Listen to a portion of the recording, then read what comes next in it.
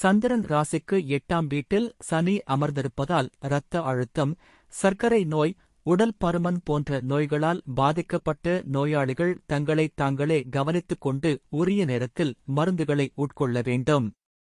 மேலும் உங்கள் கொலஸ்ட்ரால் அளவு அதிகமாக இருந்தால் அதை கட்டுப்படுத்த முயற்சிக்க வேண்டும். இதை செய்வதன் மூலம் ஆரோக்கியம் தொடர்பான பல நன்மைகளை பெறுவீர்கள்.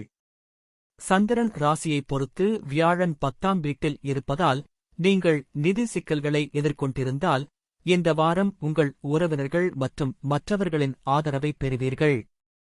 இது வாழ்க்கையில் உள்ள அனைத்து சவால்களையும் சமாளிக்க உதவும். எனவே உங்கள் உறவினர்கள் மற்றும் நண்பர்களுடன் நல்ல உறவை பேணுமாறு அறிவுறுத்தப்படுகிறீர்கள். சமூக விழாக்களில் நீங்கள் பங்கேற்பதன் மூலம் சமூகத்தின் பல செல்வாக்கு மிக்க நபர்களுடன் தொடர்பு கொள்ள வாய்ப்பு கிடைக்கும். அத்தகைய சூழ்நிலையில் இந்த வாய்ப்புகள் அனைத்தையும் உங்கள் கைகளில் விட்டுவிடாதீர்கள், அவற்றை சிறந்த முறையில் பயன்படுத்த முயற்சிக்கவும்.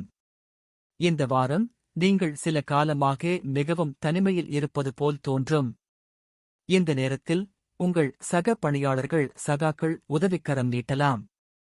ஆனால் அவர்களிடமிருந்து அதிகம் எதிர்பார்க்க வேண்டாம், ஏனென்றால் அவர்களால் உங்களுக்கு அதிகம் உதவ முடியாது. வெளிநாட்டில் நல்ல கல்லூரியில் சேர்ந்து உயர்கல்வி படிக்க வேண்டும் என்ற கனவில் இருந்த மாணவர்களுக்கு இந்த வாரத்திற்குள் இந்த வாய்ப்பு கிடைக்க வாய்ப்புள்ளது.